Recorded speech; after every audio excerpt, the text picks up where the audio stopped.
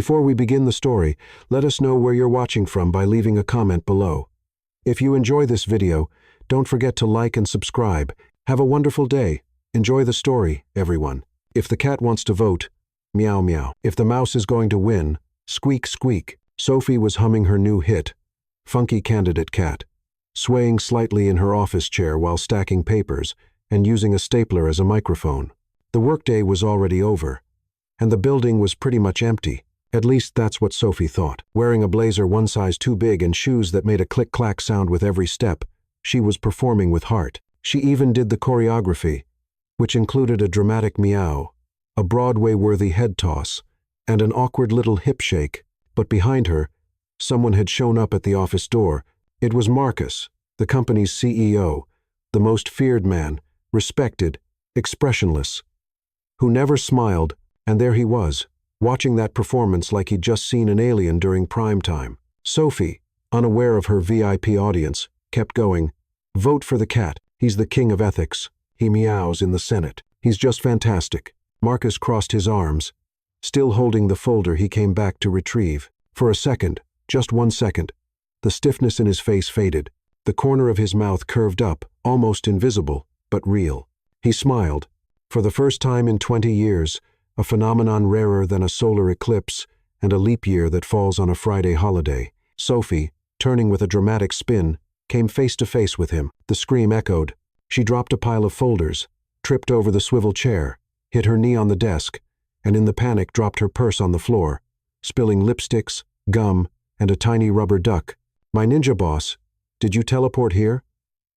Marcus cleared his throat, but his mouth was twitching. He was clearly trying not to laugh. "I just came back for a document I forgot," he said, voice steady, but his eyes betrayed the chaos within. Sophie, trying to keep some dignity while picking up the duck, said, "I swear this song has social depth. It's about feline representation in politics."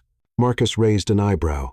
Sophie stood up, adjusting the blazer that had its zipper stuck in her pantyhose. "Wait a second." She squinted, staring at his face, like she was examining a valuable painting. "That was a smile, wasn't it?" "It was, right? I saw it. Can I call the New York Times?"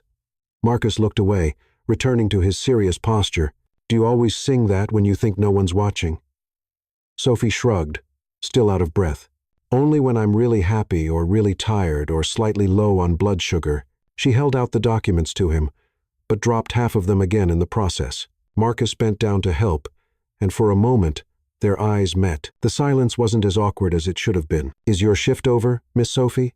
She scrambled to pick up the scattered papers, her face still flushed. "Technically, yes, but you know how it is. First week, I want to show dedication and a sense of humor, maybe too much." Marcus watched her a second longer than necessary, then took the folder, turned to leave, and said, "Have a good evening, Miss Candidate Cat." "Good night, boss." Sophie stood there holding the rubber duck in her hand, eyes wide and heart pounding. She ran to the window and watched Marcus step into the elevator. He smiled. "I saw it. That's worth a prize." "A bonus? Maybe a raise?" she muttered to herself. Inside the elevator, Marcus stood still, staring at his reflection in the mirror doors. Slowly, the corner of his mouth turned up again. A little smile. The security guard in the corner of the elevator choked on his own spit. "Mr. Stone, did you just smile?" Marcus didn't answer. But the smile, now full, lasted all the way to the ground floor. Meanwhile, Sophie was tidying up the mess in the office, murmuring, "Congrats, Sophie. You just sang a funky political cat song in front of the scariest man in the building. If I still have a badge tomorrow, I'll consider it a win." Ha! But hey, she started with a disaster, followed up with a political meow, and ended up making the boss laugh. She started humming again, this time dancing with the rubber duck in her hand. "Vote for the cat. He's the king of ethics. He meows in the Senate. He's just fantastic." And back in the elevator, Marcus was still trying to make sense of what exactly had happened in that office. But one thing was clear. After 20 years, something inside him had started to change. The next morning, Sophie arrived at the office like a detective on a secret mission. She had a small notepad in her purse with the title, Operation Big Smile. Step 1. Confirm if it was real.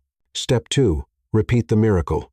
In the company cafeteria, she sat down with Emily from accounting, and Daniel from marketing. "Guys, you're not going to believe what happened yesterday," Sophie announced, stirring her coffee with a plastic spoon that made an annoying sound. "Let me guess," Emily said, biting into a muffin. "You found out the coffee from the machine is made of chalk dust?" "No, even better. I made Mr.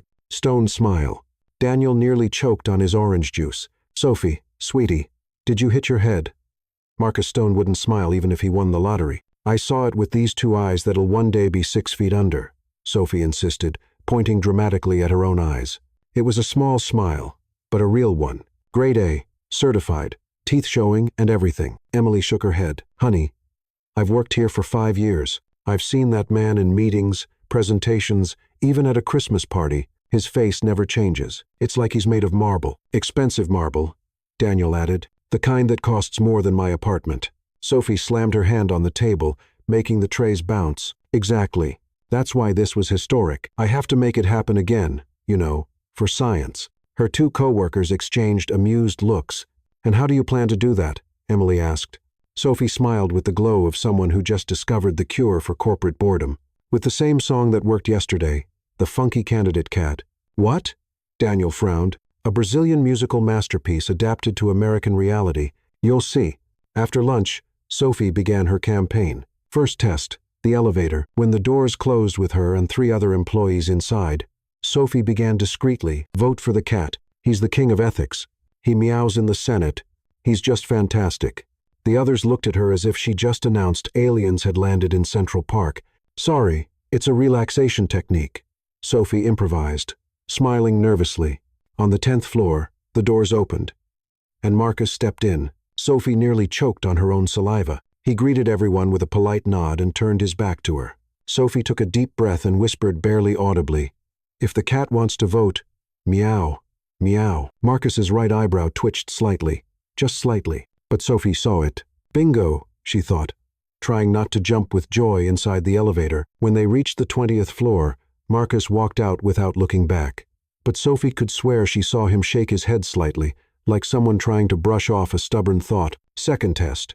Near the printer, Sophie was copying some reports when she saw Marcus walking down the hallway. She pretended to focus on the documents and began humming softly. "If the mouse is going to win, squeak, squeak." Marcus slowed his pace just for a fraction of a second. Sophie held back a laugh. It was working. The third test was an accident. Sophie walked into the ladies' room, humming the song, not realizing she had left the door slightly open. Outside, Marcus happened to be walking by on his way to a meeting. "Vote for the cat. He's the king of ethics. He meows in the Senate. He's just fantastic." Sophie's voice echoed through the empty hallway. Marcus stopped in his tracks. He looked around, making sure he was alone, and then a tiny smile appeared on his lips. He shook his head as if trying to pull himself together and continued on to his meeting. Sophie stepped out of the restroom and nearly bumped into Rachel from reception. "Were you singing in the bathroom?" Rachel asked, confused. It's a new therapy, very effective for stress." Sophie lied, blushing. At 3 p.m., chaos broke out in the office.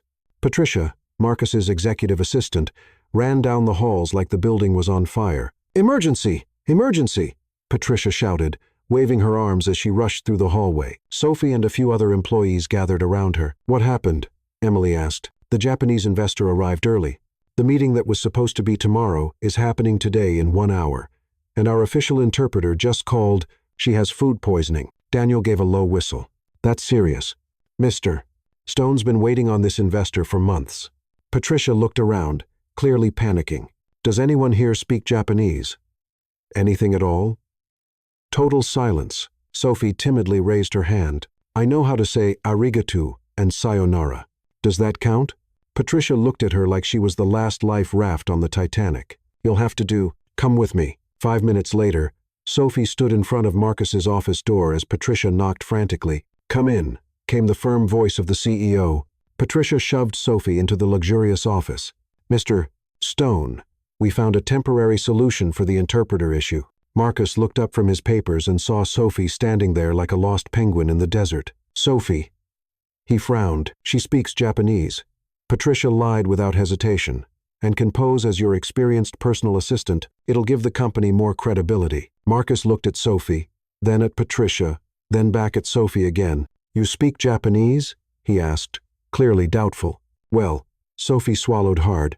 I know how to say hello and goodbye, and I can apologize, which will probably come in handy. Marcus rubbed his face, clearly regretting everything about the moment. The investor arrives in 50 minutes. Great. I'm so doomed, Sophie muttered, starting to panic. Marcus sighed deeply, like a man realizing he was about to skydive with no training. Just smile and take notes, or at least try to, he said, already visibly regretting his own words. Sophie's eyes widened, processing the instruction, take notes or smile. Because doing both at once, boss, is multitasking on another level. And there it was again, the barely noticeable movement at the corner of Marcus's mouth. He quickly covered it with a cough and looked back down at his documents. Patricia, get Sophie a proper blazer. She has 40 minutes to turn into a convincing personal assistant. Patricia dragged Sophie out of the office. Come on, sweetheart. We've got a miracle to perform. As she was being pulled down the hallway, Sophie muttered to herself. From new secretary to fake interpreter and assistant in 24 hours, if this isn't career growth, I don't know what is. Back in the office, Marcus was alone, flipping through papers. For the third time in 2 days, a stubborn smile tried to sneak across his face as he remembered Sophie's words. He shook his head, trying to focus on the fast-approaching meeting. 40 minutes later, Sophie was unrecognizable. Patricia had pulled off a miracle, a navy blue suit that almost fit, heels that only pinched a little, and even a pair of fake glasses to give her a more intellectual vibe. Remember, Patricia whispered as she straightened Sophie's blazer. Keep your posture upright, speak softly, and for the love of everything holy, don't sing. Sophie nodded nervously and headed toward the conference room where Marcus was already waiting. He looked her up and down, clearly impressed by the transformation, but kept his face neutral. Ready? He asked, adjusting his tie. Define ready? Sophie replied, trying to walk gracefully in the borrowed shoes. Because if you mean completely lost, but willing to try, then yes. Marcus sighed and opened the conference room door. The Japanese investor, Mr. Kenji Yamamoto, was already seated. Flanked by 2 assistants, he was a middle-aged man, impeccably dressed with a serious expression that made Marcus look like a stand-up comedian. Mr. Yamamoto. Marcus bowed respectfully. It's an honor to have you here. He pulled out his phone, opened a translation app, and quickly typed. The phone spoke in a robotic Japanese voice, making Mr. Yamamoto raise an eyebrow. Sophie stepped forward, trying not to trip over the projector cable. This is my personal assistant, Sophie Carter, Marcus said into the translator. The app translated it into something that sounded like, this is my personal banana, Sophie Carrot. Mr. Yamamoto blinked several times, visibly confused. Marcus quickly typed a correction. I apologize for not having a professional interpreter. Sophie is my assistant and knows a few Japanese words that might help with communication. This time, the app said something about experienced cats and magical Japanese words. Sophie decided it was time to step in. She bowed politely and said, Arigatou gozaimasu. Mr. Yamamoto smiled for the first time, clearly touched and surprised by the effort. Ah, you speak Japanese, he replied in heavily accented English. Sophie's eyes widened. He spoke English. All that drama with the translator for nothing, just a tiny bit. She lied, holding up her pinky, like, teeny tiny. Marcus shot her a glare, but motioned for everyone to sit down. The meeting officially began. Marcus presented the company's numbers, while Sophie pretended to take important notes. In reality, she was doodling little cats in the margins of the official document and writing her grocery list. Our company grew 30% over the last year, Marcus explained. Sophie nodded enthusiastically as if mentally translating. But she was really wondering if she should buy whole milk or skim. Impressive, Mr. Yamamoto commented. Sophie perked up. Yes, very impressive, Sophie agreed, clapping her hands enthusiastically. Marcus looked at her with a mix of horror and disbelief. 15 minutes later, Sophie got up to serve coffee. It was a simple task.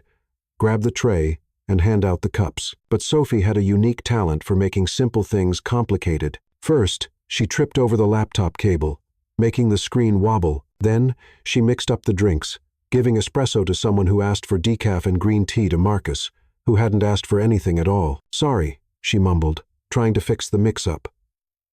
Only to spill sugar onto the investor's folder. But instead of getting upset, Mr. Yamamoto started to laugh. You are very, how you say, authentic, very different from assistants I know. Sophie smiled, unsure if it was a compliment or a critique. "I'm definitely one of a kind, hopefully in a good way." While Marcus talked about market projections, Sophie continued making her special notes. Instead of writing on the official minutes, she was doodling on the back of an important contract, sketching a comic strip about business cats. Mr. Yamamoto noticed and leaned over to look. "Is this a cat in a suit?" Sophie blushed. Yes. A visual metaphor for feline leadership in the corporate world." The investor burst into laughter. "Brilliant. You Americans are so creative." Marcus watched the scene, unsure whether to laugh or cry, but his eyes were shining in a way he didn't recognize. It was pure amusement. As the meeting went on, Sophie relaxed and started being herself. She asked silly questions that led to interesting answers, told a joke about cultural differences that made the investor laugh until he cried, and even did a tiny dance when Marcus mentioned market movement. "This is the most entertaining meeting I've ever had," declared Mr. Yamamoto, wiping his eyes. "You have made my day very special." When Marcus finally got to the key point, the investment proposal, Sophie decided it was time for a toast. She picked up the leftover orange juice from the snack tray and raised her glass. "A toast to our future partnership." Mr. Yamamoto loved the idea and lifted his cup of tea. "To the future," said Marcus, raising his glass of water. "To mutual success," added the investor. Sophie, caught up in the moment, blurted out, "Merci beaucoup, samurai." Everyone froze. 3 long seconds of silence. Then Mr. Yamamoto burst into laughter so loud the receptionist on the floor below probably heard it. "Merci, samurai," he repeated, slapping the table. "That is fantastic." French and Japanese together. International, he turned to Marcus. "Mr. Stone, I accept the proposal. This company has something special. You have energy, have fun, are different. This is exactly what my company needs." Marcus blinked several times, trying to process what had just happened. "Serious?" Sophie asked momentarily, forgetting to use formal English. "Very serious," confirmed Mr. Yamamoto, still laughing. "Sophie, you are a wonderful surprise." After Mr. Yamamoto and his assistants left, still laughing and chatting about the most entertaining meeting of their lives, Marcus and Sophie were left alone in the room. Marcus watched her in silence for a long moment. Sophie was trying to organize the doodled papers, nervously biting her lip. "I kind of ruined everything, didn't I?" she murmured. "You just closed the biggest deal in this company's history," Marcus replied slowly, using French, drawing cats, and toasting with orange juice. Sophie stared at him. "Is that good or bad?" Marcus shook his head as if confused by his own thoughts. "You don't follow any rules, but somehow everything works out with you." In the elevator, heading down to the parking garage, Marcus finally broke the silence. "You'll continue accompanying me as my personal assistant. We have another event tonight."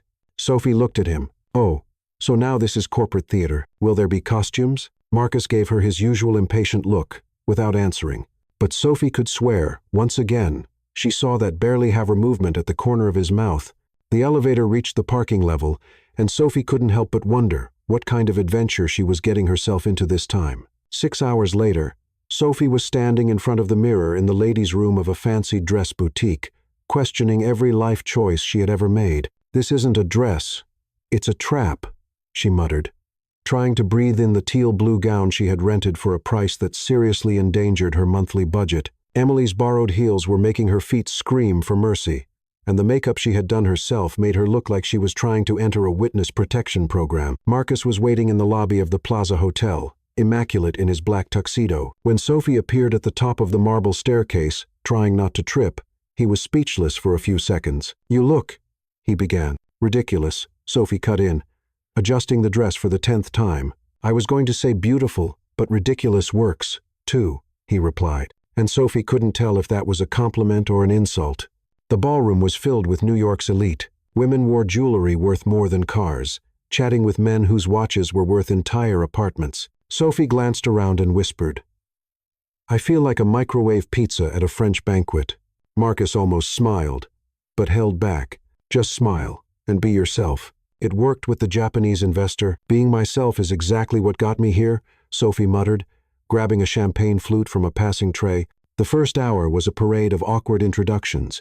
Sophie greeted billionaires like they were neighbors from her apartment building and answered questions about contemporary art, with comments about cartoons.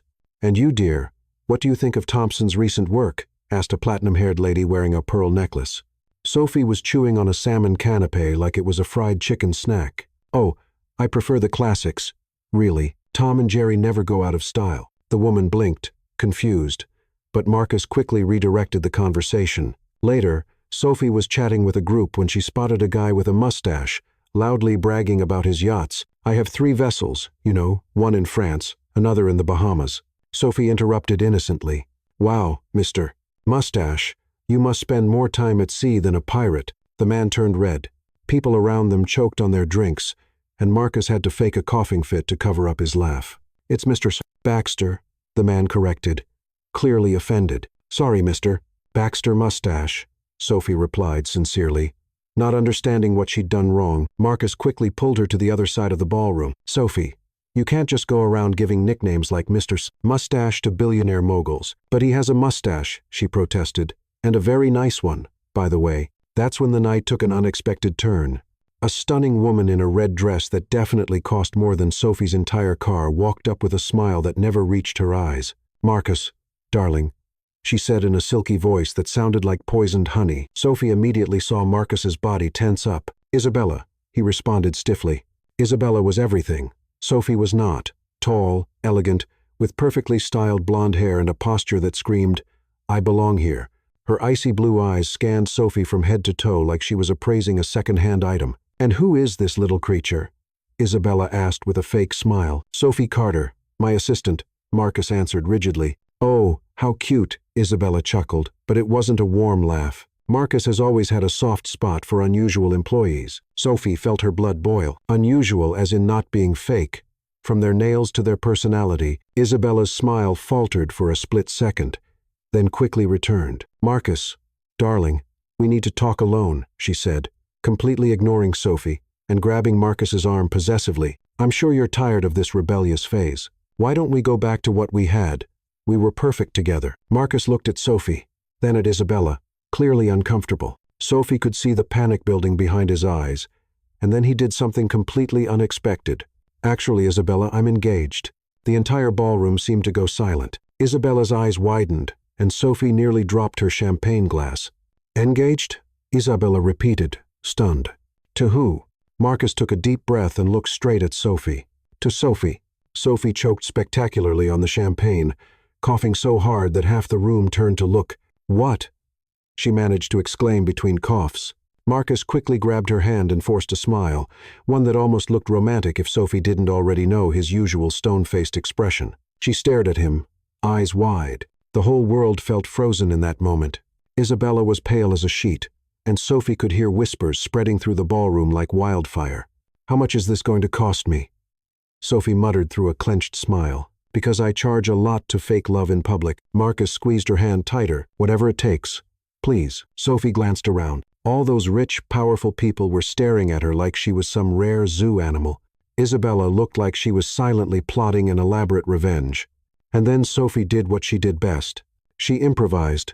She turned to Isabella with a sweet smile. Sorry, Isabella. Is that right? You'll have to find another ex to win back. This one's already taken. Isabella stood there, mouth agape. Around them, New York's elite murmured with excitement, watching the drama unfold like a live soap opera. This is ridiculous, Isabella snapped, regaining composure. You two barely know each other. Love doesn't have a stopwatch, sweetheart, Sophie replied, fully stepping into the role. Sometimes it strikes out of nowhere, like lightning. Marcus looked at her with a mix of terror and admiration. Just then, a man with a professional camera approached. Mr. Stone. I'm with New York Social. Can we get a comment on the engagement? Before Marcus could say anything, Sophie stepped forward with the confidence of a red carpet veteran. Of course, we're very happy. Marcus is a wonderful man, even if his taste in music is questionable. The reporter scribbled frantically in his notepad. And when's the wedding? Sophie glanced at Marcus, who looked like he was mentally calculating the cost of fleeing the country. Soon, he said, his voice slightly strangled. The next morning, the gossip was everywhere. Magazine covers, celebrity blogs, news feeds. Lonely CEO announces surprise engagement to exotic secretary. Sophie woke up to her phone buzzing non-stop. She groaned and opened the first headline she saw. There it was, a photo of her and Marcus holding hands. She looked completely shocked. and he looked like he'd swallowed an entire lemon. Exotic secretary, she read aloud. Well, at least they didn't say weird. Her phone rang again. Marcus, she answered. Sophie, we need to talk urgently. 1 hour later, Sophie was sitting in Marcus's office, staring at a pile of newspapers and magazines spread across his desk.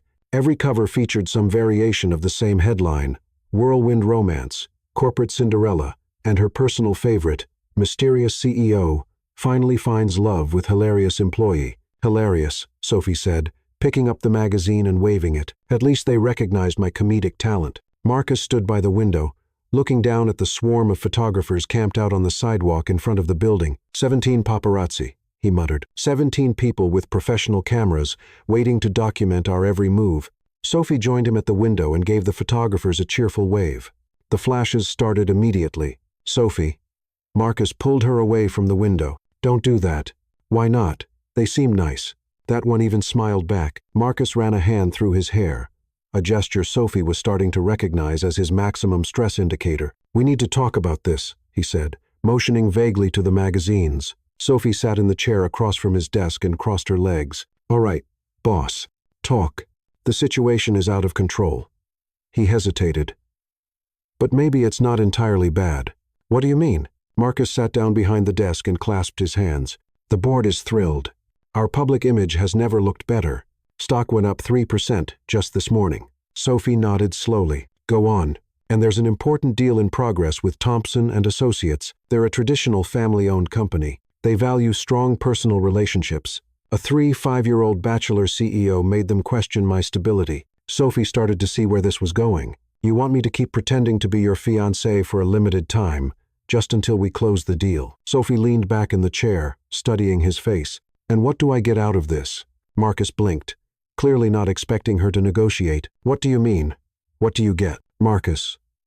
Darling. Sophie said in a sweet tone that fooled absolutely no one. Pretending to be madly in love with someone who has the emotional range of an ironing board is hard work. I deserve compensation. He stared at her for a long moment. What kind of compensation? Sophie flashed a smile that would make any salesperson proud. First, a raise. 20%. 10. Marcus replied instantly. 15. Second, extra time off every Friday afternoon. Impossible. Then every Monday morning. Marcus sighed. Fine. Third, car service for all public events. My feet still haven't recovered from those heels yesterday. Accepted. Fourth, chocolate in the office. The good kind. Not those vending machine bars that taste like sweetened cardboard. Marcus looked genuinely confused. Chocolate? Swiss chocolate or Belgian? Your choice. Why chocolate? Because pretending to be in love makes me hungry. And hungry me is cranky me. And trust me, you don't want me cranky during this whole parade. Marcus paused, considering. Fine. Anything else? That's it for now.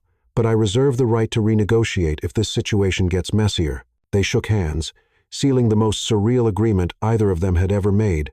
2 hours later, Sophie was already discovering that being a fake fiancé was surprisingly hard work. The phone wouldn't stop ringing with interview requests, event invitations, and even reality show offers. Reality show? Sophie repeated to Patricia, who was jotting down all the inquiries. Love in the workplace. Patricia read from a piece of paper. They want to follow you two around the office with cameras. Absolutely not, said Marcus, appearing in the doorway. Sophie looked at him, curious. Could be fun. Picture it. Tonight on Love in the Workplace, will the CEO smile during the budget meeting? Marcus ignored her and turned to Patricia. Accept only relevant corporate invitations that align with our business goals. Later that week, during a high-stakes meeting with potential investors from Thompson and Associates, Sophie realized her presence had an unexpected effect on business. The meeting was tense. The 3 Thompson executives, serious middle-aged men, sat stiffly around the table, clearly unimpressed by Marcus's technical presentation. Mr. Stone, said the eldest. Robert Thompson, your numbers are impressive, but we have some concerns about your company culture. Marcus braced himself for a dry debate about corporate policies. But then Sophie, seated beside him and pretending to take notes, more likely doodling cats again, let out a small, adorable sneeze. Excuse me, she said, grabbing a tissue. Bless you. Robert replied automatically. Thank you. Sorry, I think I'm allergic to excessive formality. The executives blinked, surprised. "How do you mean?" one of them asked. Sophie glanced at Marcus, who shot her a please, "Not now" look, but she had already made up her mind. "Well, you've been here an hour talking about charts and spreadsheets, but no one's asked once about the people who work here." Marcus might come off a bit robotic. She gave him a playful pat on the arm, but he truly cares about his employees. "Sophie," Marcus muttered, but Robert looked intrigued. "Go on." "The other day he found out the receptionist's daughter was in the hospital. He paid for all the medical bills, didn't tell a soul, but I found out because I'm nosy and poke around where I probably shouldn't." Marcus stared at her in genuine surprise. He hadn't known, she knew, and there's more, Sophie went on, excited. He changed the entire maternity leave policy after one employee had to come back way too early after giving birth. Now moms get 6 months of paid leave. The Thompson executives exchanged looks. "That wasn't in our report," Robert said. Raising an eyebrow, Sophie shrugged. "Marcus is modest. He does good and hides it like a superhero in a suit." One of the executives chuckled. "A superhero in a suit." "Exactly. He fights corporate injustice and protects innocent employees." Sophie gestured dramatically. "The only difference is, instead of a cape, he wears expensive ties." The whole room was laughing now, including Robert Thompson, who Sophie wasn't even sure knew how to smile. "Miss Carter," Robert said, straightening his posture, "your perspective on Mr. Stone is refreshing." "Oh, I have plenty more where that came from. I could tell you about the time he stayed up all night helping the IT team fix a system crash, or when he—" "Sophie," Marcus cut in gently, "I think they get the idea." Robert stood and extended his hand. "Mr. Stone, consider the deal done. A company that inspires this kind of loyalty and fun is exactly what we're looking for." After the investors left, Marcus and Sophie were alone in the conference room. "You knew about Rachel?" Marcus asked quietly. "About the medical bills?" Sophie blushed slightly. "I may overhear a little too much and ask a little too little, but it was really kind of you." Marcus looked at her for a long moment, as if he was seeing her in a completely new way. "You just closed a $10 million deal by making me sound like a superhero in a suit. Technically, you are the superhero. I just translated it into human language." Marcus shook his head, still trying to process everything. "Think you can keep pretending for another month? We've got more key meetings coming up, and apparently you have a positive effect on business." Sophie crossed her arms and looked him straight in the eyes. "Does that include dinners, romantic photos, and letting me change the playlist in your car? Because all that classical music is putting me into a light depression." Marcus hesitated. "I'll consider it. And chocolate. Lots of chocolate." We already agreed on the chocolate. At that moment, Patricia appeared at the door, breathless. "Mr. Stone, Manhattan Elite magazine wants to do a cover story on you two. Full photo shoot and interview on love in the corporate world." Sophie turned to Marcus. "Romantic photo shoot? That's definitely worth double chocolate." "Fine," he sighed. "But no cat songs during the interview." Sophie grinned. "I promise nothing."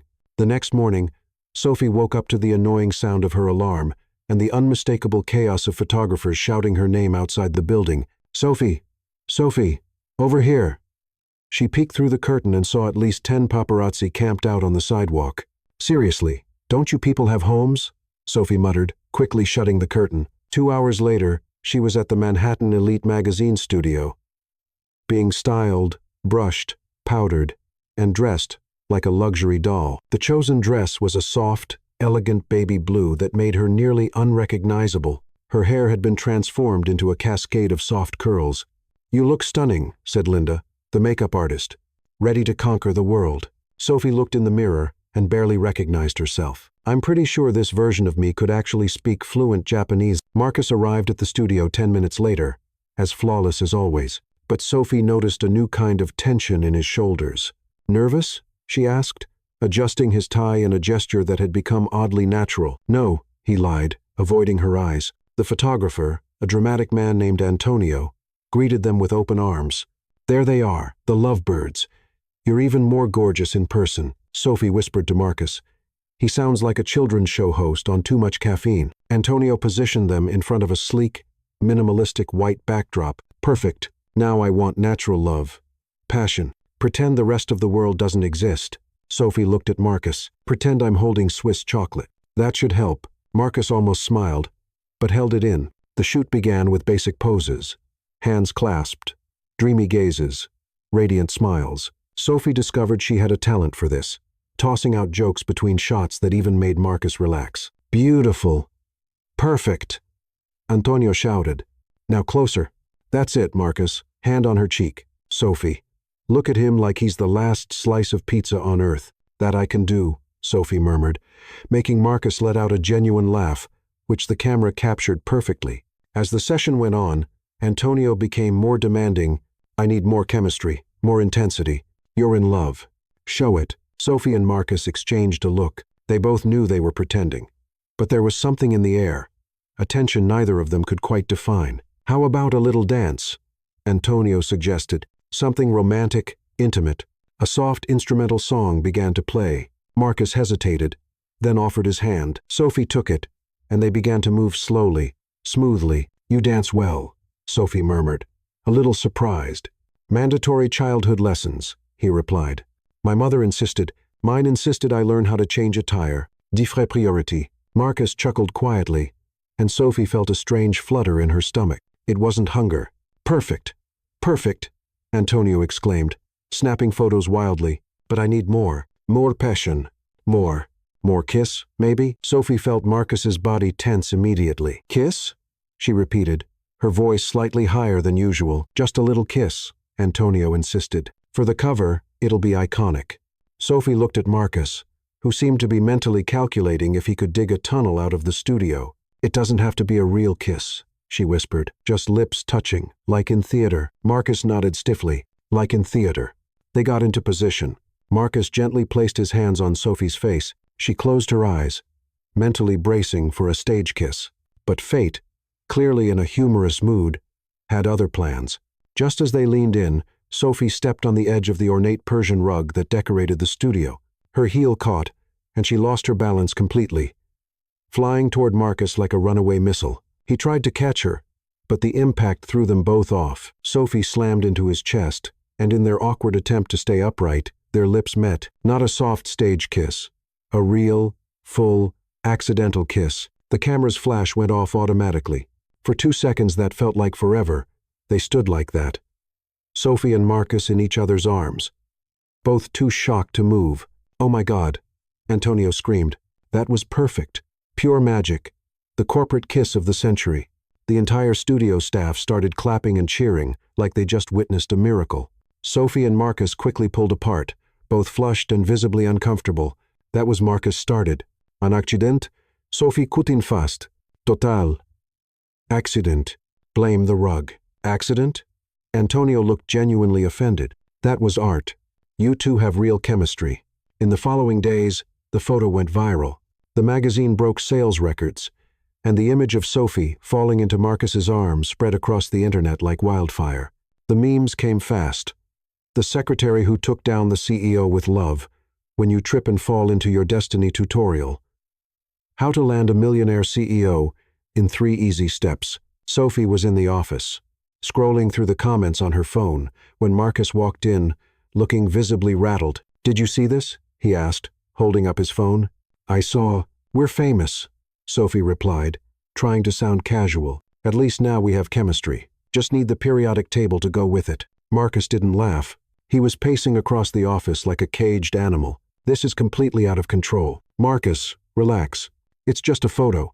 In a week, no one will even remember. As if the universe couldn't resist the chance to prove her wrong, Patricia appeared at the door, holding an elegant envelope. Mr. Stone, this just came in. A very important invitation. Marcus opened the envelope, and his expression grew even more tense. What is it? Sophie asked. The annual Stone family ball, he said, his voice tight. My parents want to meet my future wife. Sophie fait her stomach drop. Your parents? As in, the people who created you? Exactly.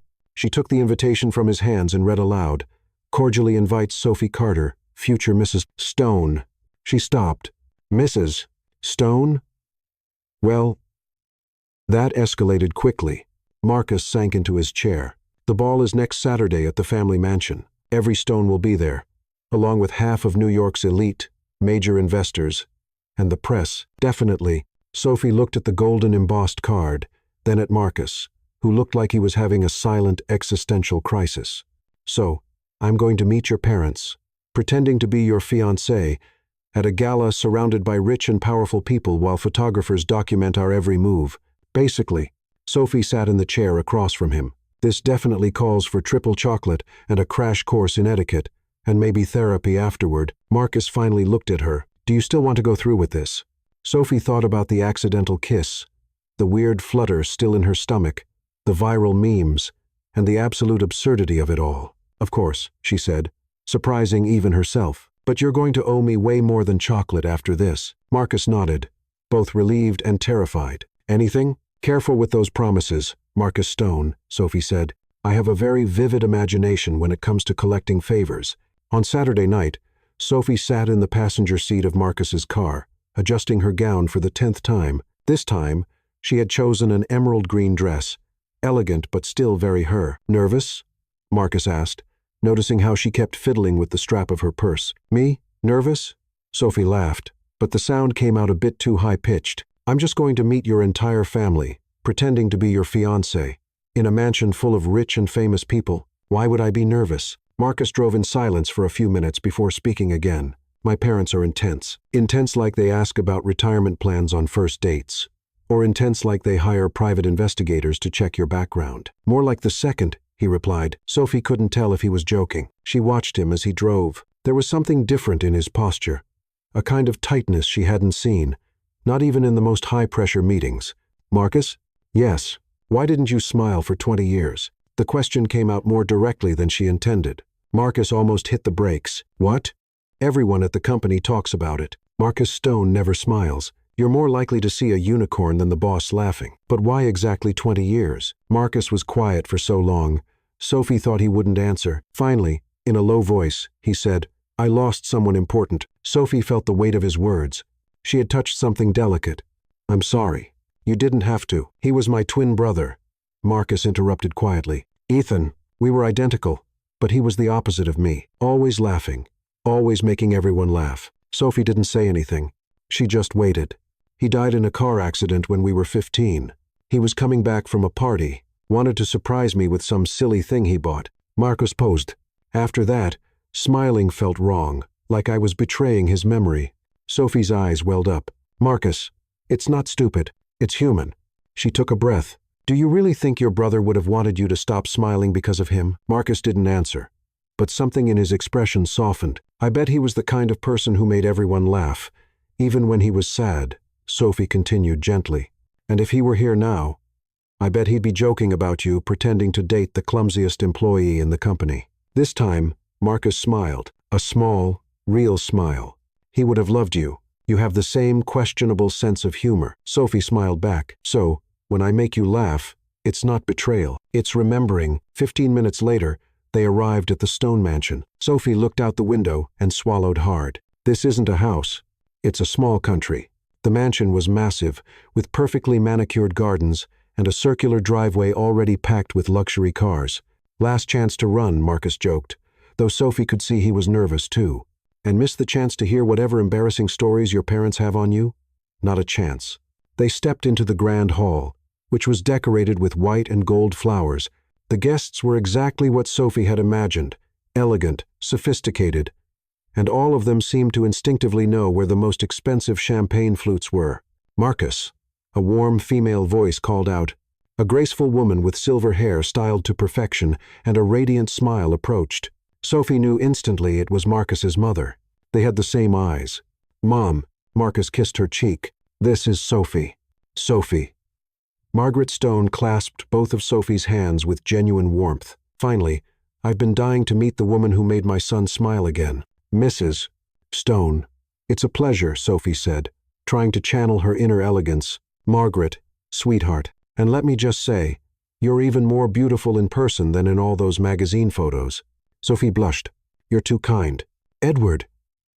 Margaret called out to a distinguished man across the room. Come meet our future daughter-in-law. Edward Stone was an older version of Marcus, serious, but with kind eyes. He greeted Sophie politely, but she could feel him studying her carefully. So, you're the famous secretary who won over our CEO, Edward said. Technically, I won him over with a song about political cats, Sophie replied with a smile. It wasn't exactly a master plan.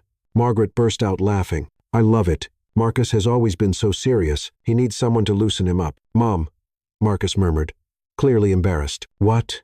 It's true. Margaret turned to Sophie. Did you know when he was little, he used to give business presentations with his stuffed animals? Margaret, Edward warned gently, but he was smiling. I need to hear this story, Sophie said.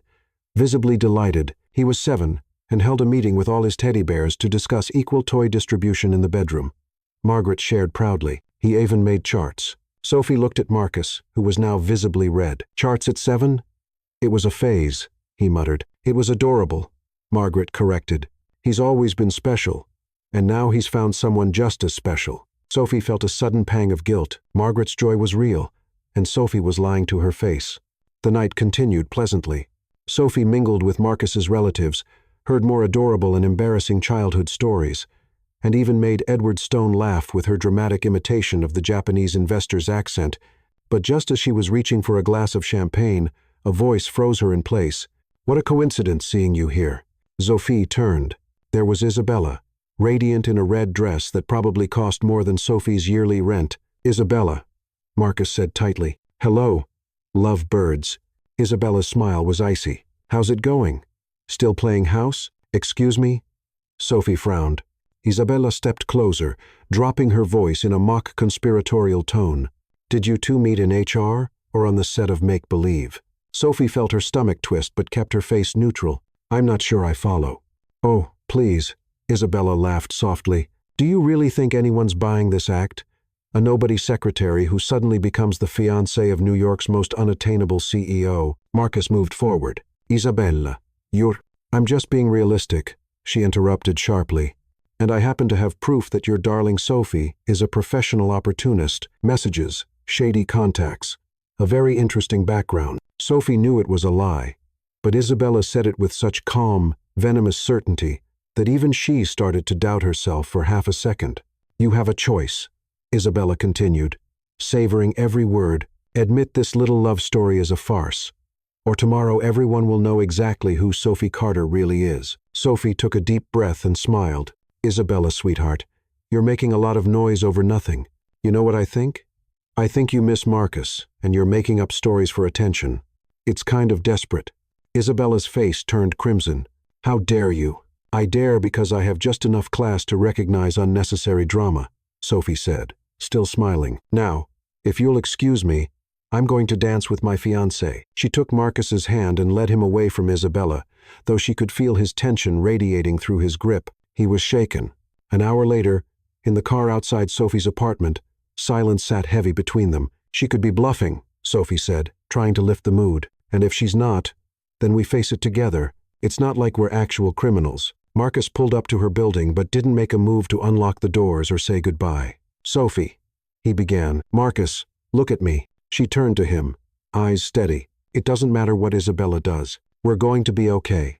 You're going to be okay. There was something different in the air now. The tension had shifted. It wasn't about the lie anymore, or Isabella, or the media.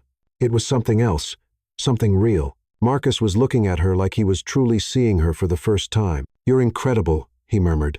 I know, Sophie said with a quiet smile, softer than usual. He leaned in first. This time, it wasn't an accident. Not for a camera, not for the parade. It was real.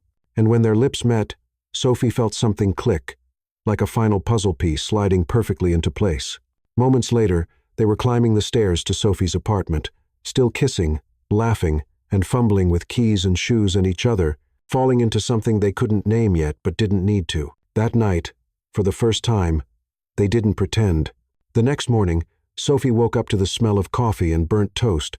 She found Marcus in her tiny kitchen, frowning at the toaster like it had personally offended him. Good morning, she said, voice still thick with sleep. Good morning. He smiled.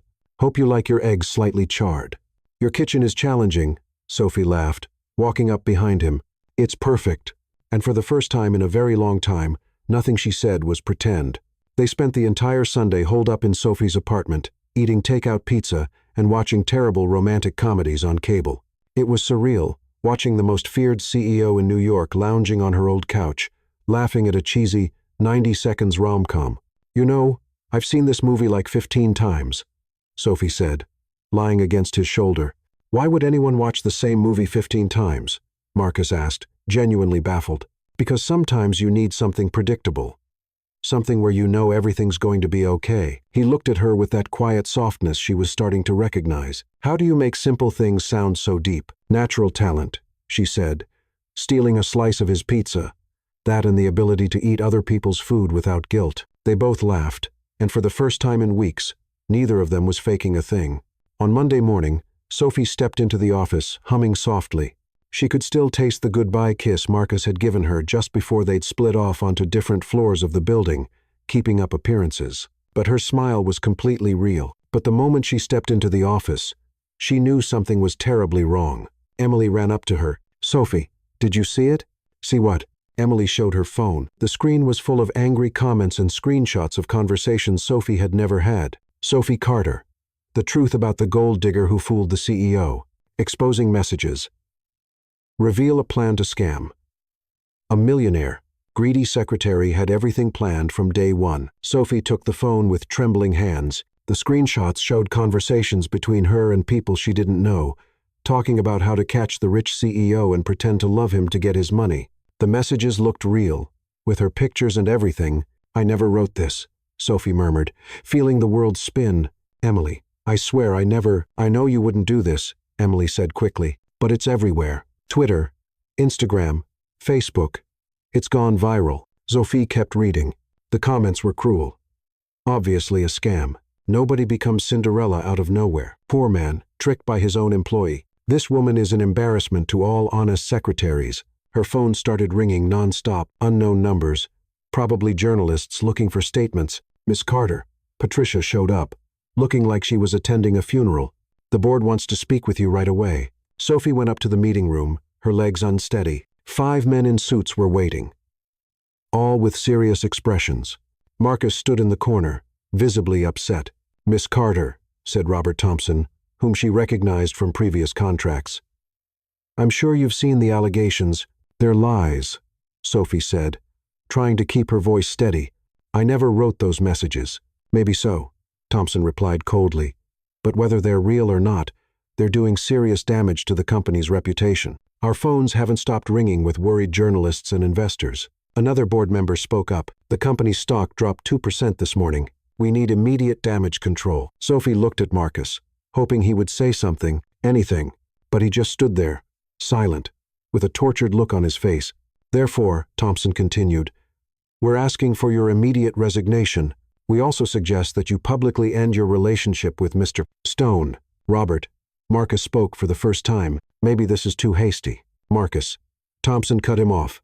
"You're a smart man. You know this has to be done to protect everything we've built." Sophie felt something break inside her chest. It wasn't just the unfairness of the situation. It was seeing Marcus hesitate, unsure if he should stand up for her. She stood up slowly. "It doesn't have to be a resignation. I'll step down." "Sophie," Marcus began. "It's okay." She forced a smile. "Business is business." Sophie took off her badge and placed it on the table. "Thank you for letting me live my little soap opera for a while. Now I'll go back to being an extra." She walked out of the room without looking back. Even as she heard Marcus calling her name, Patricia ran after her in the hallway. "Sophie, dear, I'm so sorry." "It's okay, Patricia." Sophie picked up the few belongings from her desk. It was too good to last. 2 hours later, Sophie was back in her Brooklyn neighborhood, carrying a box with her things and trying not to cry on the street. Her neighbor, Mrs. Ellen, was watering the plants. "Sophie, what's that look on your face, dear?" "Hi, Mrs. Ellen. Just a change of plans. You're on the news, you know. They're saying you're a gold digger. But I told Harold that girl doesn't have a mean bone in her body." Sophie forced a smile. "Thanks for believing in me." In the days that followed, Sophie went back to her old routine. She resumed teaching music at the local community school, where the kids didn't know her as anything other than Miss Sophie, who teaches fun songs. "Miss Sophie," shouted 6-year-old Liam. "Can you teach that cat song again?" "Of course, Liam." Sophie picked up the out-of-tune guitar. "But today, let's try a new version. How about the funky mayor dog?" The kids laughed and clapped, and for the first time in days, Sophie was able to momentarily forget the pain in her chest.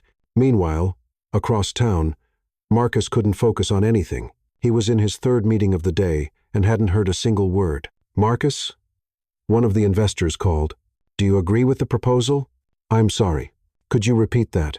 That night, alone in his luxurious apartment, Marcus stared out the window and could only think about Sophie.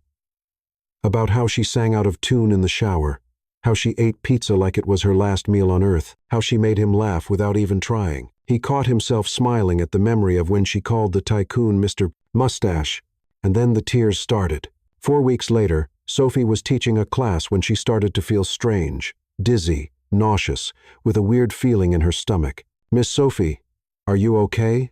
asked 7-year-old Chloe. "I'm fine, sweetheart. Just need a minute." Sophie rushed to the bathroom and threw up. Then, she sat there on the cold floor, trying to understand what was going on. The next morning, she was at the doctor's office, nervous. "Well, Sophie?" "Doctor," Lopez said with a smile, "I have news for you. You're pregnant. About 3 weeks along." The world stopped. "Pregnant?" Sophie repeated, like the word was in another language. "Yes, congratulations. Does the father know yet?" Sophie shook her head, still in shock. "No, I'm not going to tell him." "Why not?"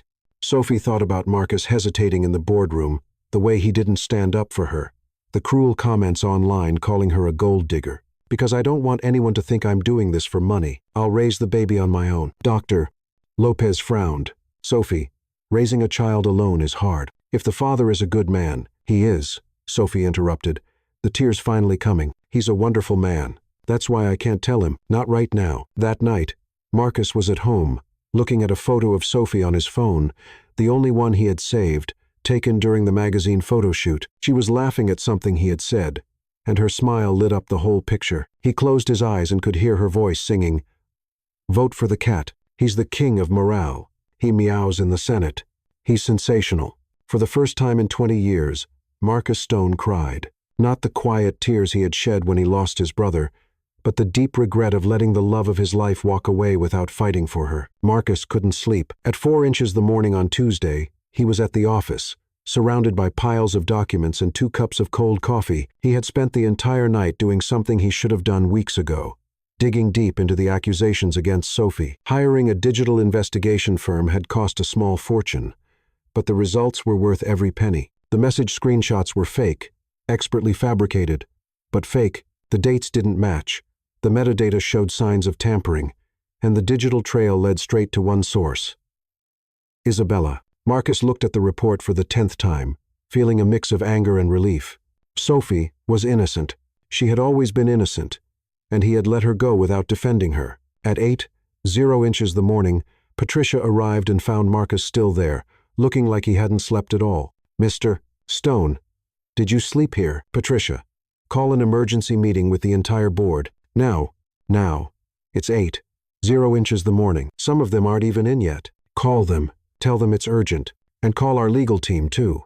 We're suing someone today." An hour later, the same 5 men who had demanded Sophie's resignation were seated in the boardroom, clearly annoyed at being called in with such short notice. "Marcus," said Thompson, adjusting his tie, "I hope this is truly urgent.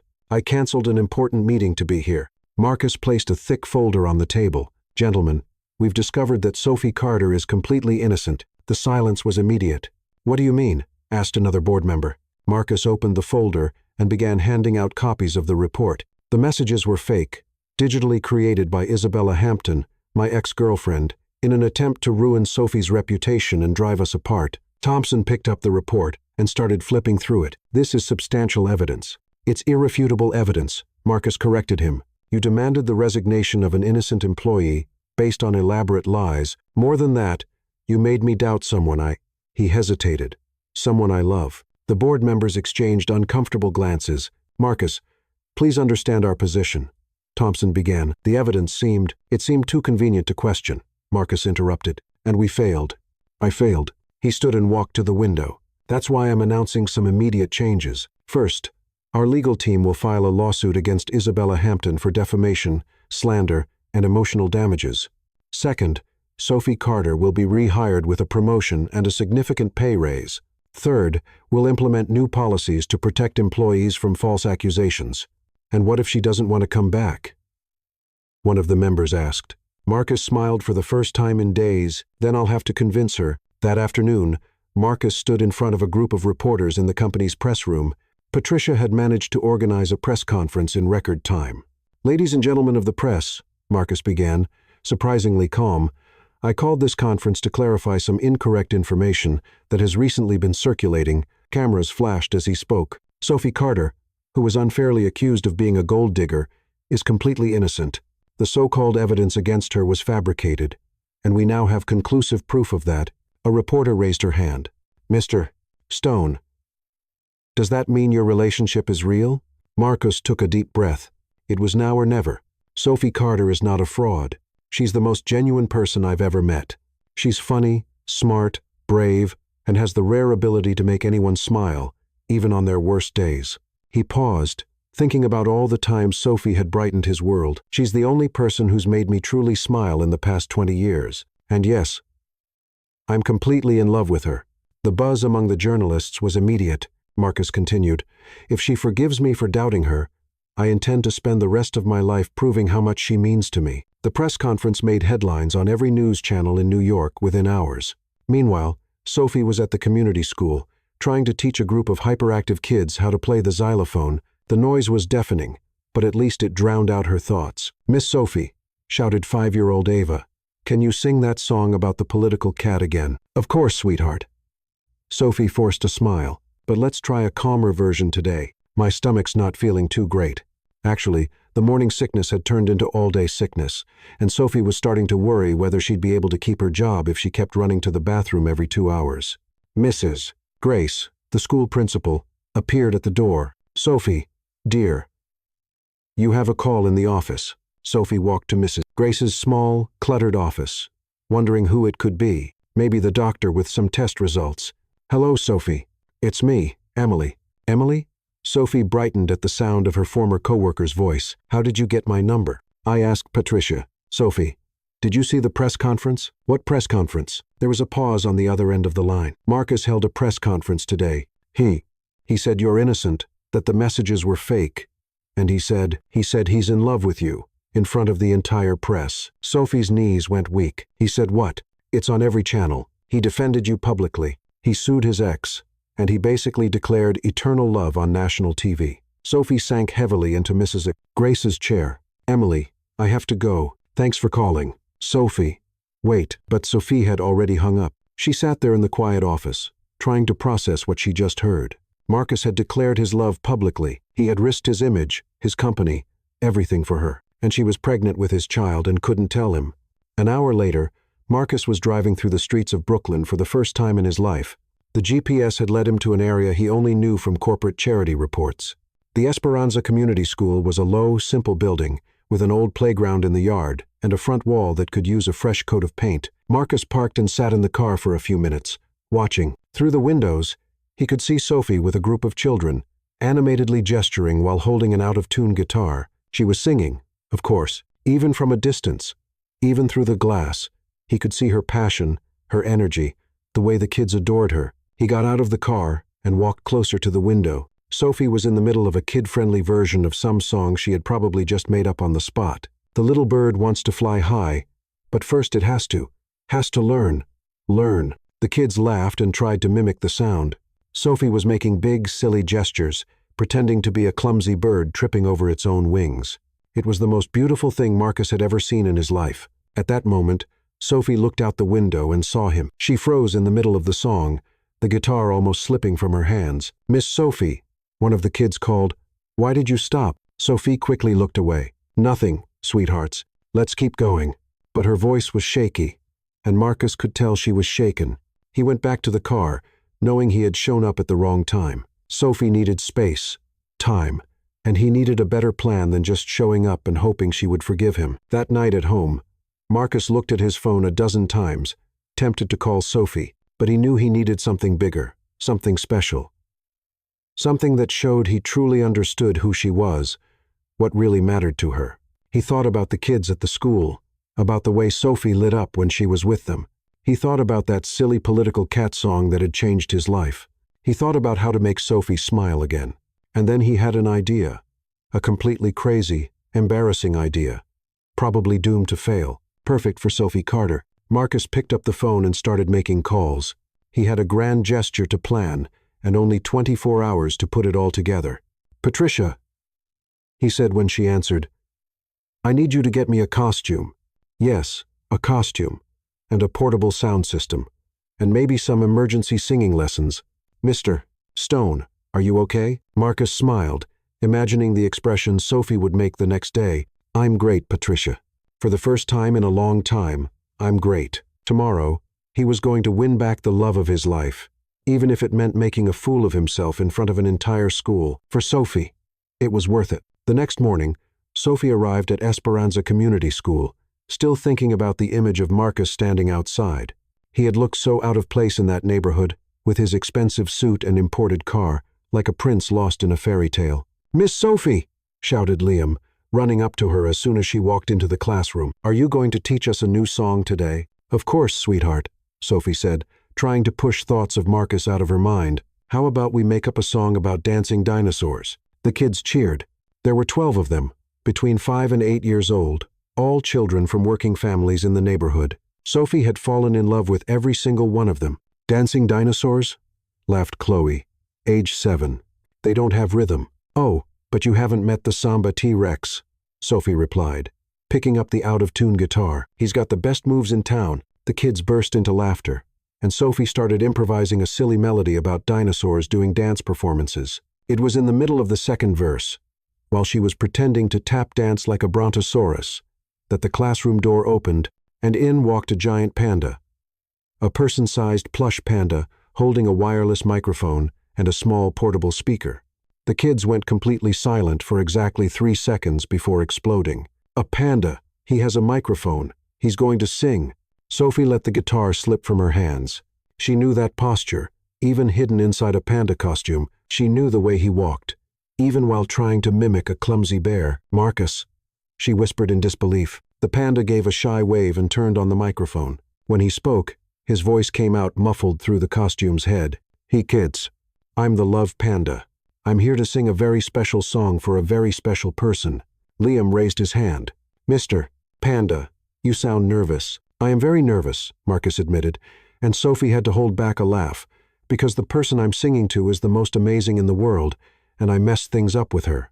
The panda turned to Sophie, who was still standing there, stunned.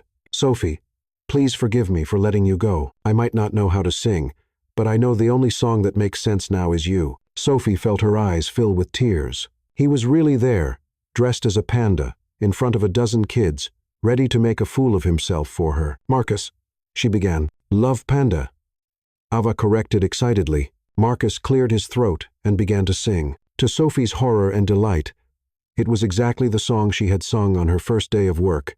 "Vote for the cat. He's the king of morale. He meows in the Senate. He's sensational." His voice was completely off-key. He messed up the lyrics twice, tripped over the panda costume's feet, and at one point nearly knocked over the microphone. But he kept singing with touching determination. "Are you seriously singing my made-up brega funk song?" Sophie asked, laughing and crying at the same time. "I am," Marcus replied, even more off-key, "and I'll keep singing it as many times as it takes, until you forgive me." The kids were ecstatic, clapping off-beat and trying to sing along. Chloe shouted, "Miss Sophie, your panda friend sings worse than you." "Hey," Sophie protested, "I sing beautifully." "No, you don't," all the kids said in unison, making Marcus laugh inside the costume. When he finished the song, Marcus turned off the microphone and, with some effort, removed the panda head. His hair was a mess, his face red from heat and effort. Then, still wearing the rest of the panda costume, he got down on one knee in front of Sophie. "Sophie Carter," he said, his voice shaking with emotion. "Will you marry me for real? No contract, no lies, no games, just love, true love, the kind that makes you want to sing songs about political cats for the rest of your life." The room fell completely silent. Even the children seemed to understand the importance of the moment. Sophie looked at him. This man who had left behind all his corporate dignity to come here, dressed as a panda, singing off-key to a classroom full of kids. "Only if you sing the chorus with me," she said, trying not to laugh, "and rhyme my name with spaghetti." Marcus panicked for a second. "Rhyme Sophie with spaghetti? That's impossible." "Then you'll have to get creative," Sophie replied. Crossing her arms, Marcus took a deep breath and began to improvise, still on one knee. "Sophie, you're better than spaghetti. Your smile makes me feel, confetti." The kids laughed so hard that Liam fell off his chair. Sophie couldn't hold it in anymore. She started laughing and crying at the same time, then ran to hug Marcus, who was still kneeling on the floor in the panda costume. "You are completely crazy," she said, kissing his cheek. "Crazy about you," he replied, holding her as if she might disappear. The kids surrounded them, jumping and shouting. "They're going to get married." "The panda's our friend now, Miss Sophie. Is he your panda boyfriend?" Liam tugged on the sleeve of Marcus's costume. "Mr. Panda, are you really crazy?" Marcus looked at Sophie, glowing in his arms. "I am crazy in love with this amazing woman." Sophie smiled and whispered in his ear, "For the record, you sing terribly. I know. I'm going to need to hire a singing coach." "You don't need one." She kissed his cheek again. "I like your off-key voice. It's authentic." Ava raised her hand. "Miss Sophie, are you guys going to sing in our end-of-year show?" Sophie and Marcus looked at each other. "I think Mr. Marcus has other commitments, sweetie." "Actually," said Marcus, surprising even himself, "I'd love to sing in your show." The kids cheered again, and Mrs. Grace, the principal, appeared at the door to see what all the noise was about. "Sophie, dear, what is?" She stopped when she saw Marcus in the middle of the room, still half-dressed as a panda. Is everything okay here?" "Mrs. Grace, this is Marcus," said Sophie, trying to stay composed. "Marcus, this is Mrs. Grace, our principal." Marcus tried to stand up with some dignity, which wasn't easy given that he was still wearing the bottom half of a panda suit. "Nice to meet you. I was giving the kids a musical performance." Mrs. Grace looked at him, then at Sophie, then at the excited children. Well, it was certainly memorable. 15 minutes later, Sophie and Marcus walked out of the school hand in hand. Marcus had managed to get out of the costume and looked like a normal human being again, though his hair was still a mess. "You know this is going to be the talk of the school for at least a year," said Sophie. "I can live with that," replied Marcus, giving her hand a squeeze. "I can live with anything as long as I'm with you." They stopped next to Marcus's car, neither of them wanting to break the moment. "I promise to smile every day," Marcus said suddenly. "Even if it's just to annoy you." Sophie laughed and pulled him closer. "And I promise to keep singing off-key, just to make you laugh." They kissed right there on the sidewalk in front of the school, with a few kids peeking through the windows and making ooh sounds. When they pulled apart, Sophie held his face in her hands. "Marcus Stone, you are the craziest, most handsome, most off-key man I've ever met, and I'm madly in love with you." "I love you too," he replied. "More than I ever thought it was possible to love someone." They got in the car, and Marcus started the engine. He was just pulling out when Sophie sighed. "Oh, before I forget, we're going to need a bigger car." Marcus frowned, focused on traffic. "What do you mean?" "This car has plenty of space for two." Sophie took a deep breath. "It was now or never. Because I'm pregnant." Marcus hit the brake so hard the car behind them honked in frustration. "You're what?" "Pregnant. 4.5 weeks. To be exact." Marcus immediately pulled into the first parking spot he saw, which happened to be in front of a candy store. He sat there, gripping the steering wheel, trying to process the news. "Pregnant," he repeated, like the word was in another language. "And before you ask," Sophie continued quickly, "yes, it's yours. And no, I wasn't going to tell you because I didn't want anyone thinking I was trying to trap you after all that Isabella drama. But now that you've shown up at my school dressed as a panda, singing about a cat, I kind of changed my mind about hiding it." Marcus stared at her. "You were going to raise our child alone?" "Children," Sophie corrected nervously. "It's twins." Marcus's expression was priceless. His eyes widened, his mouth dropped open, and he slowly leaned back in his seat, like he was fainting in slow motion. "Twins," he murmured. "Two babies, two little people who are going to sing off-key like their mother." "Hey," Sophie protested. But she was smiling. Marcus suddenly sat upright and pulled Sophie into a passionate kiss. "This is amazing. It's the best gift I've ever received. Better than any contract, any deal, anything." "Really?" Sophie asked, relieved. "Sophie, I spent 20 years not smiling, not feeling truly happy. You not only made me smile again, but now you're giving me 2 more reasons to smile every single day." He kissed her still flat belly. "Hi babies, I'm your daddy. And you have the most amazing mommy in the world." Sophie laughed, tears running down her cheeks. "Are you sure you're ready for 2 babies who will probably inherit my talent for creating chaos?"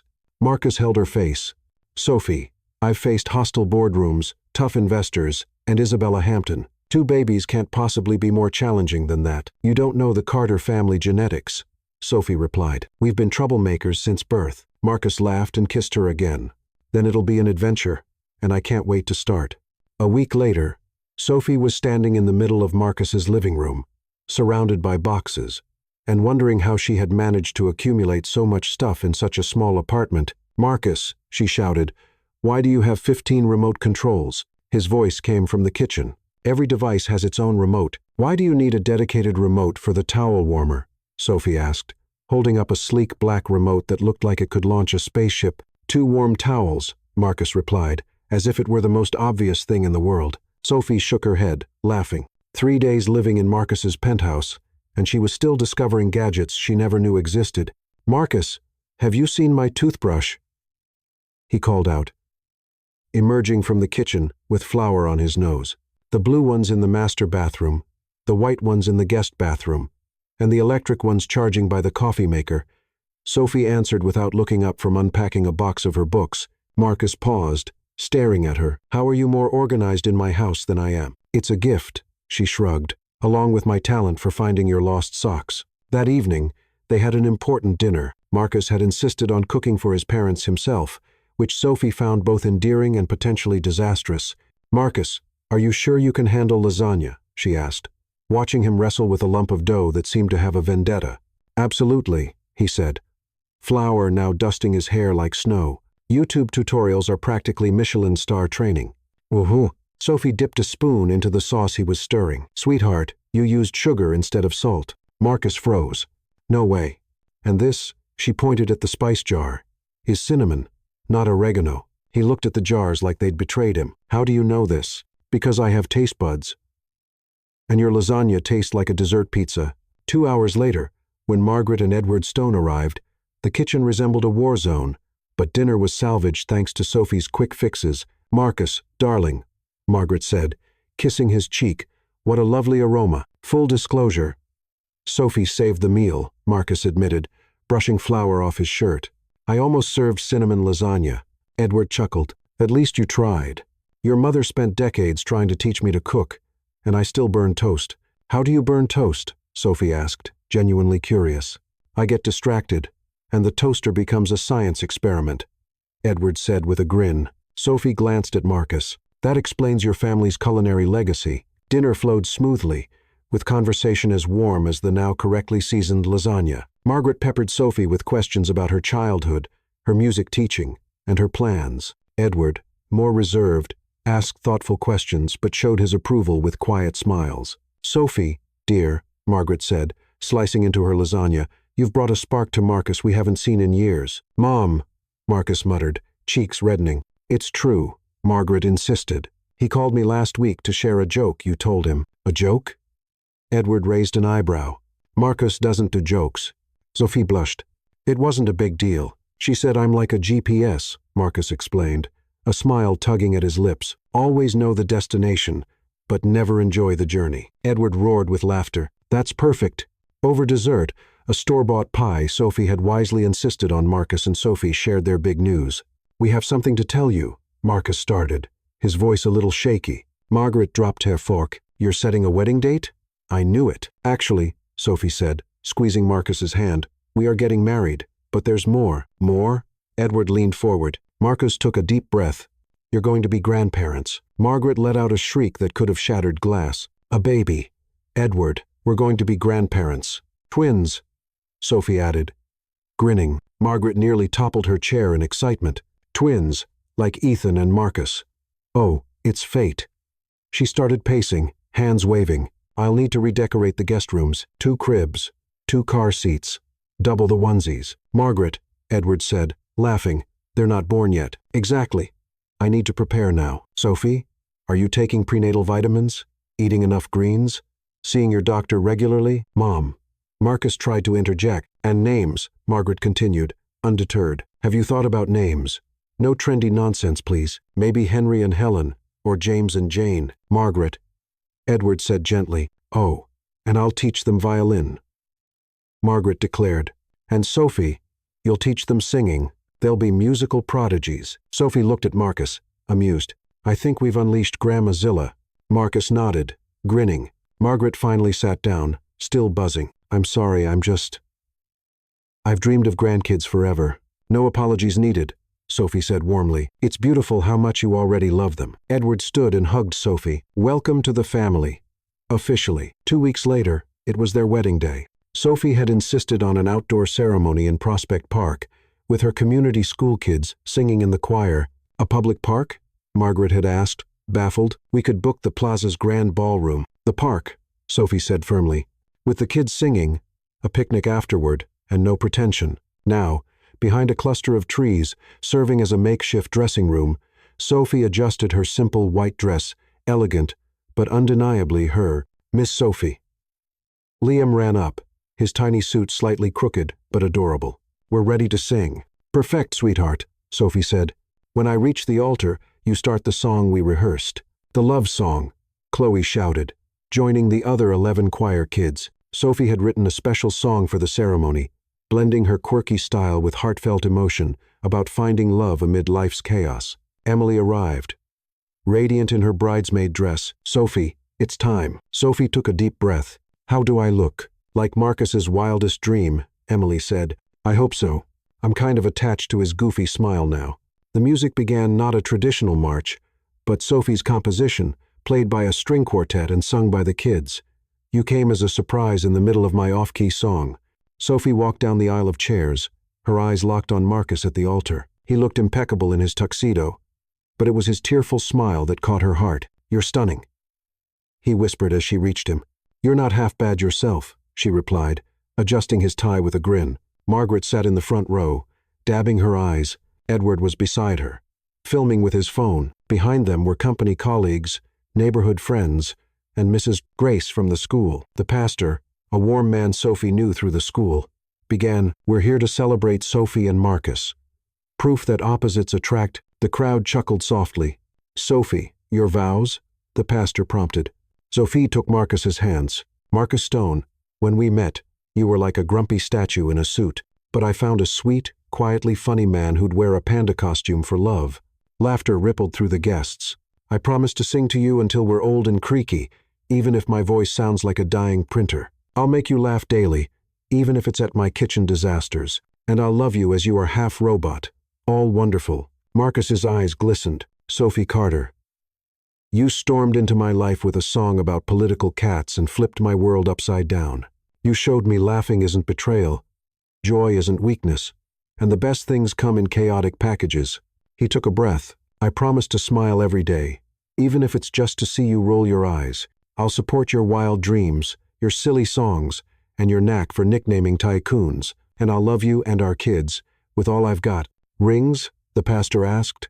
Liam sprinted forward with the rings on a pillow but tripped, nearly dropping them. Sophie and Marcus laughed, and Marcus helped him up. Happens to the best of us, buddy, he said, ruffling Liam's hair. They exchanged rings, vowing to love through joy and sorrow, wealth and poverty, health and sickness. I pronounce you husband and wife, the pastor said. Marcus, kiss your bride.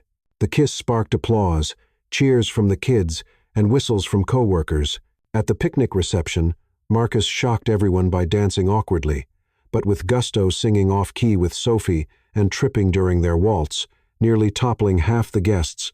He's not afraid to look silly anymore, Margaret whispered to a guest. Sophie brought my son back. As the sun set, Sophie tossed the bouquet over her shoulder. Emily lunged, but it landed in Mrs. Grace's hands, who blushed furiously. Under a tree, Sophie and Marcus watched the kids play. So, Mrs. Stone, Marcus said, how's it feel to be married? Same, but with better jewelry, Sophie teased. You, Mr. Stone? Happier than I ever thought possible. Sophie felt a flutter in her belly, tiny kicks. Marcus, she said, guiding his hand to her stomach. His eyes widened. They're kicking. I feel them both. Sophie laughed at his awestruck expression. They're probably dancing to our wedding playlist. Marcus kissed her belly. Hey babies, today was epic. You've got the coolest mom ever. Sophie cupped his face. And the most loving dad in the universe. As the sun dipped below the horizon, Sophie and Marcus stayed there, smiling, feeling their twins move, surrounded by their unlikely family of friends and kids. For the first time in forever, everything was exactly right.